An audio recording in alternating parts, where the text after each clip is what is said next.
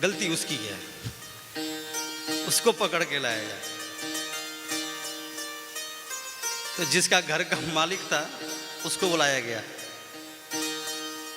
भाई टकेसर भाई टकेसर खाजा मामला तो ऐसे ही होना है। तो व्यक्ति वृद्ध व्यक्ति बूढ़ा जो चला भी नहीं जाता था वो पहुंचा।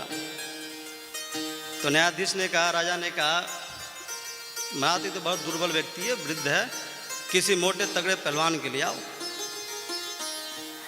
उसको सजा दिया जाएगा। महाराज उनके गण गए तो गुरु चेला खा खा के बड़े मोटे हो रहे थे। महाराज कहे कि उन्हीं को पकड़ के ले गए न्यायाधीश के पास, चलो महाराज। गुरु ने कहा कि मामला गड़बड़ है, मैं पहले ही बोला था, तुम टकेसर भाई टकेसर खाजा के चक्कर में पड़ गए थे। और न्यायाधीश सामने पेश हुआ। शिष्य ने कहा, गुरुजी अब क्या करें, अब तो फंसी गए, कुछ रास्ता बताओ। तो गुरुजी ने कहा कि ऐसा करो, जो मैं कहता जाऊं वही करते जाना। कहे तुम्हें न्यायाधीश सामने एक ही बात बोलनी है कि फांसी पे हम चढ़ेंगे तो मैं कहूँगा फांसी पेश हुए। राजा ने कहा कि ये गुरु ज़्यादा मोटा तगड़ा दिख रहा है, इसको फांसी पे चढ़ाओ। तो शिष्य कहने लगा फांसी पे हम चढ़ेंगे। तो गुरुजी बोला कि फांसी पे हम चढ़ेंगे। महाराज दोनों गुरु शिष्य में झगड़ा, बड़ी तगड़ी झगड़ा होगी। बोला फांसी पे हम चढ़ेंगे, फांसी पे हम चढ़ेंगे। राजा ने सोचा कि कोई फांसी की चढ़ने की कोई जिद करता, मृत्यु सामने है, वही कह रहे हैं कि हम फांसी पे चढ़ेंगे, हम फांसी पे चढ़ेंगे। राजा ने दोनों को बुलाया, गुरु और चेला को। राजा ने कहा, बताइए, ये बताओ कि तुम फांसी पे चढ़ने की जिद क्यों कर रहे हो? तो गुरु ने कहा और शिष्य भी दोनों एक साथ बोले कि महाराज आज इतना सुंदर मुहूर्त है, पंचांग खोल के देखा है मैंने, अच्छे से ग्रंथों का अध्ययन किया है। आज जो मुहूर्त है, आज के समय इस मुहूर्त में कोई फांसी पे चढ़ेगा, वो अखंड भूमंडल का राज्य उसको मिलेगा। राजा ने बड़ा विचार किया, सोचा, बड़ा गहन विचार किया। उसने कब का मुहूर्त है? तो महाराज शाम को 6 बजे। अच्छा, ऐसा करो तुम दोनों हटो यहाँ से, भगो। कह के ठीक है भाई, जाओ यहाँ से, भगो यहाँ से। राजा ने उनको भगा दिया कि महाराज क्यों भगा रहे हो? फांसी पे हम चढ़ेगा। फांसी पे हम चढ़ेगा। तो महाराज ऐसे टके सिर भाजी टके सिर खाजा।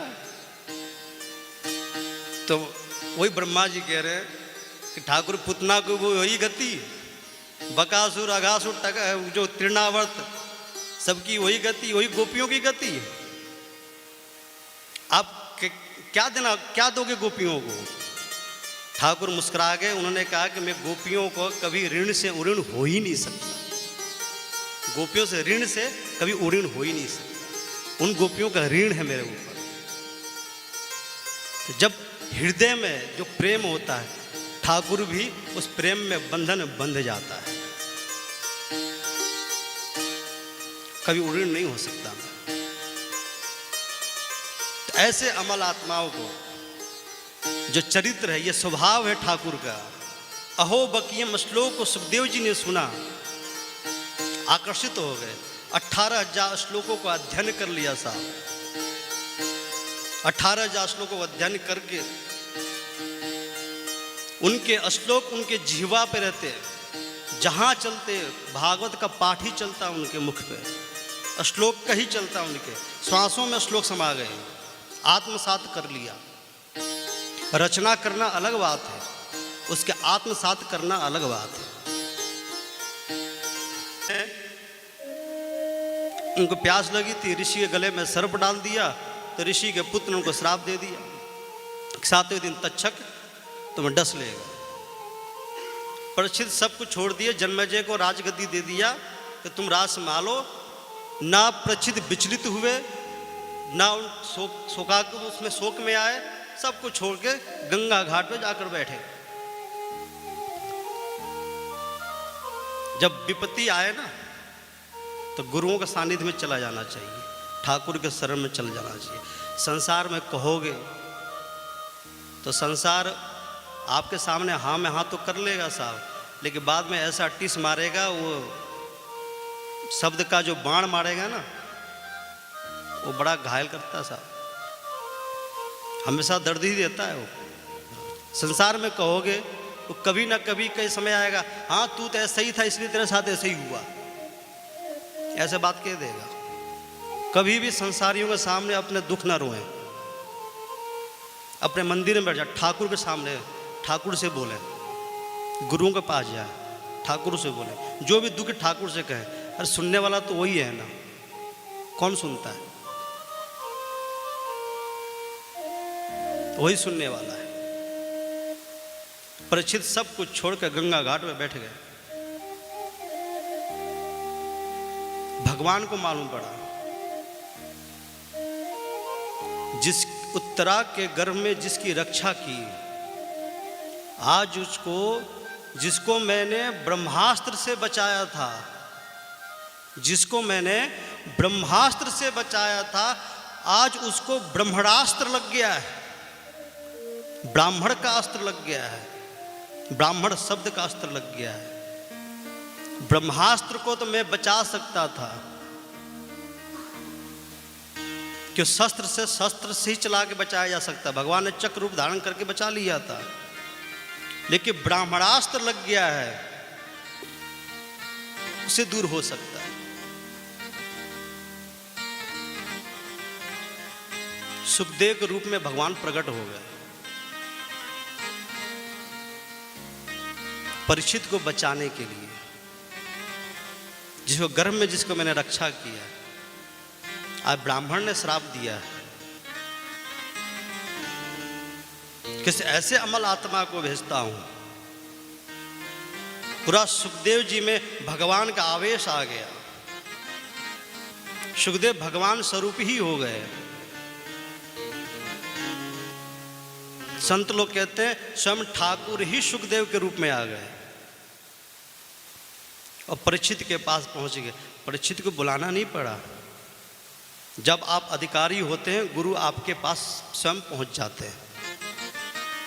आप गुरुओं को ढूंढने जाओगे धोखा खाओगे, कभी गुरु को ढूंढने मत जाना।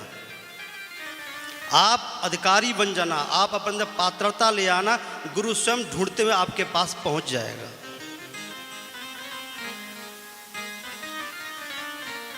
गुरुओं को ढूंढना नहीं, ध्रुव ने गुरु को नहीं ढूंढा। ध्रुव तपस्या करने जा रहे थे, नारद जी स्वयं गुरु बनकर आ गए। जब पात्रता आ जाती है गुरु स्वयं आपके पास आ जाता है। परीक्षित अधिकारी हैं। सुखदेव मुनि स्वयं परीक्षित के दरबार में पहुंच गए, जहां गंगा घाट पे बैठे हैं, गंगा किनारे सभी ऋषि महर्षि सब बैठे हुए हैं। किसी के प्रश्नों का, परीक्षित के प्रश्नों का उत्तर किसी के पास नहीं है कि जिसके 7 दिन के अंदर मृत्यु लिखी हो उसकी मुक्ति कैसे हो, उसकी मुक्ति कैसे हो, किसी के पास जवाब नहीं है। सारे ऋषि महर्षि बैठे हुए हैं, परीक्षित बैठा हुआ है। वहीं सुखदेव जी प्रकट, तत्रा अभवद भगवान व्यास पुत्रो, प्रकट हो गए वहां। तत्रा अभवद लिखा है, तत्रा गच्छत नहीं लिखा है। तत्रा गच्छत होता है कि इसका मतलब सुखदेव जी कहीं से आ रहे हैं, तत्रा अभवद मतलब वहीं प्रकट हो गए।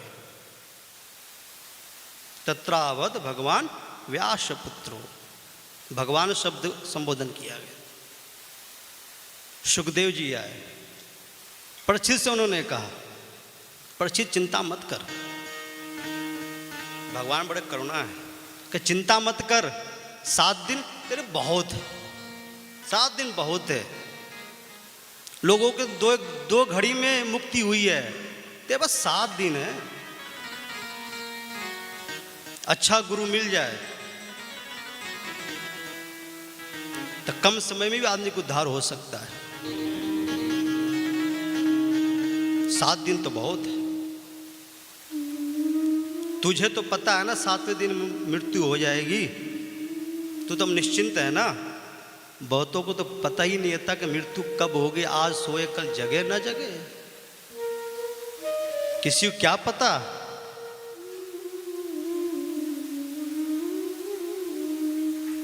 किस स्थिति में कब कह चला जा किसी पता नहीं। परीक्षित तुझे तो पता है कि 7वें दिन तेरी मृत्यु होनी है, तुझे तो पता है, तो चिंता मत कर। बहुत लोग कोई पत्थर की मूर्ति बनाता है, कोई धातुओं की मूर्ति बनाते हैं, कोई मिट्टी की मूर्ति बनाते हैं। सब अपने अपने प्रकार से अपने अपनी चिंतन से मूर्ति को निर्माण करते हैं, बनाते हैं।